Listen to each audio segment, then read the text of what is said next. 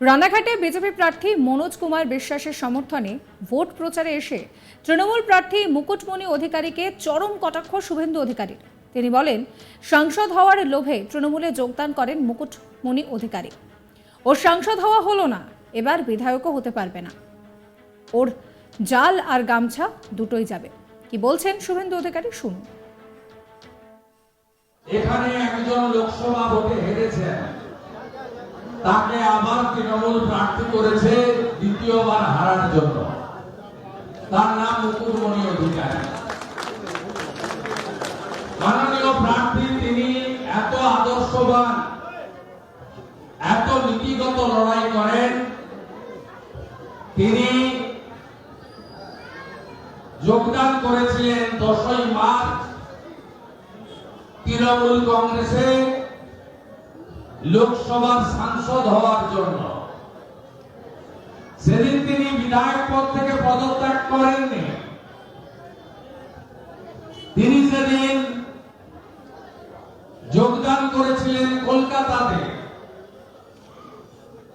কিন্তু তিনি তার বিধায়ক পদে আসীন ছিলেন। নমিনেশন ফাইল করতে যাওয়ার আগের দিন আইনি জটে পদত্যাগ করতে বাধ্য হয়েছেন। আমি জানি সাংসদের লোভে তিনি ওই দলে গেছেন। তার জাল আর গামছা দুটাই যাবে আগামী 10ই জুলাই। সাংসদ হওয়া তো হলো না, আর কোনোদিনই হবে না। আর বিধায়কেরও, প্রাক্তন বিধায়কের পেট ছাপিয়ে রাখুন ডাক্তার মুকুটমণি অধিকারী। যদি আপনাদের গুন্ডারা লুট করতে না পারে, পুলিশ যদি বুথ দখল করতে না পারে, যদি গণনা কেন্দ্রে আরামবাগের মতো কারচুপি করতে না পারে, এবারেও অর্ধ লক্ষাধিক ভোটে আপনাকে হারতে হবে এবং ভবিষ্যতে বলতে হবে আমি প্রাক্তন। তিনি আরো বলেন, একজন লোভী ব্যক্তি যে মানুষের পাশে দাঁড়ায়নি, সেই মুকুটমণি অধিকারী সাংসদ হতে চেয়েছিলেন। আপনারা তাতে জল ঢেলে দিয়েছেন। মাত্র 2 মাস আগে যে রিজেক্ট হয়েছেন, সে আবার ভোটে দাঁড়িয়েছে। জনতাকে বোকা ভাবছেন যে জনতা তৃণমূলের ভয়ে ভোট দেবে ওদের। ধমক চমক দিয়ে আর ভোট হবে না। কি বলছেন শুভেন্দু অধিকারী, শুনুন। একজন লোভী ব্যক্তি, যিনি গত 3 বছর বিধায়ক হিসেবে এলাকায় একদিনও আসেননি। তোমার দেখা নাই রে, তোমার দেখা নাই। যার সঙ্গে সংগঠনের কোনো যোগ নাই, যার সঙ্গে পঞ্চায়েত নির্বাচনে আপনাদের পাশে দাঁড়ায়নি, সেই মুকুটমণি অধিকারী তিনি সাংসদ হতে চেয়েছিলেন। তার এত লোভ, ওই লোভে আপনারা জল ঢেলে দিয়েছেন 13ই মে, যার ফল প্রকাশ হচ্ছে 4 জুন। 1,84,000 ভোটে গোহারান হেরেছে মুকুটমণি অধিকারী। আপনারা 37,000 ভোটে এখানে হারিয়েছেন ওকে। আপনাদের যিনি রিজেক্টেড, মাত্র 2 মাস আগে যিনি রিজেক্ট হয়েছেন, তিনি আবার আপনাদের কাছে অ্যাকসেপ্ট হওয়ার জন্য ভোটে দাঁড়িয়েছেন। তিনি ভোটার গণদেবতা জনতা জনার্দনকে বোকা ভাবছেন যে গণদেবতা জনতা জনার্দন তারা তৃণমূলের ভয়, সন্ত্রাস, রক্তচক্ষু, পুলিশের মিথ্যা মামলা,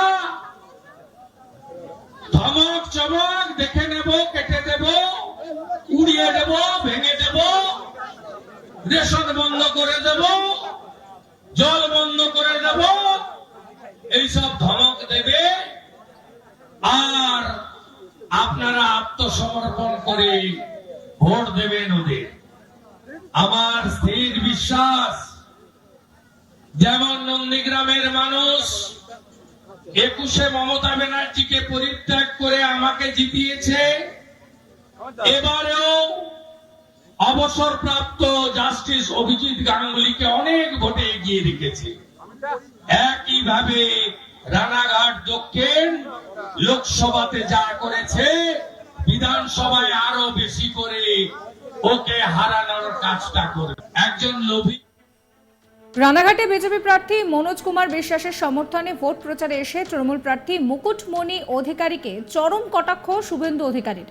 তিনি বলছেন যে সাংসদ হওয়ার লোভে তৃণমূলে যোগদান করেছিলেন মুকুটমণি অধিকারী, তার সাংসদ হওয়া হলো না, এবার বিধায়কও হতে পারবে না। তিনি বলছেন যে ওর গামছা এবং জাল দুই যাবে, এবং একই সঙ্গে তিনি বলছেন যে একজন লোভী ব্যক্তি মুকুটমণি অধিকারী, যে মানুষের পাশে দাঁড়ায়নি, সেই মুকুটমণি অধিকারী এবার সাংসদ হতে চেয়েছিলেন।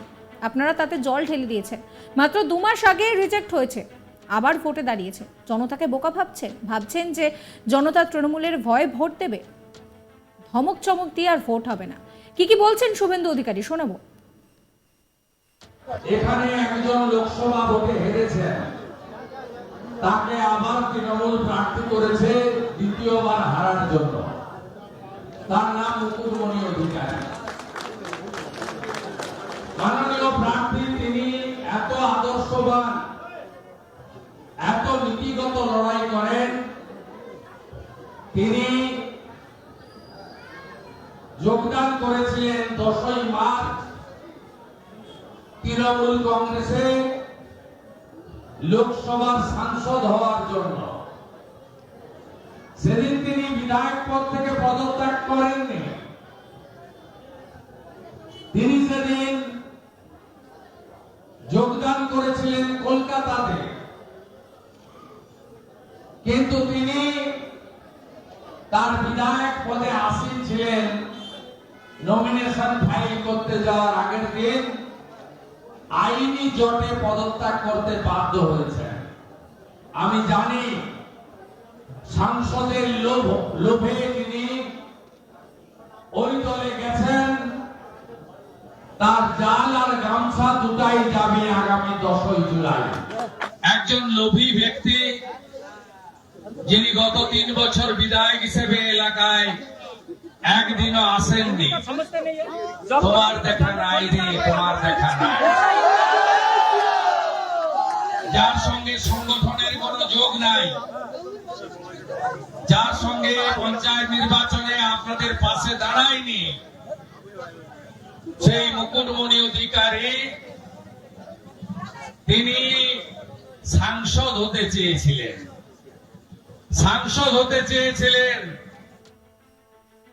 সাবস্ক্রাইব করবেন আজ তাক বাংলার ইউটিউব চ্যানেলকে, ফলো করবেন হোয়াটসঅ্যাপ চ্যানেলও।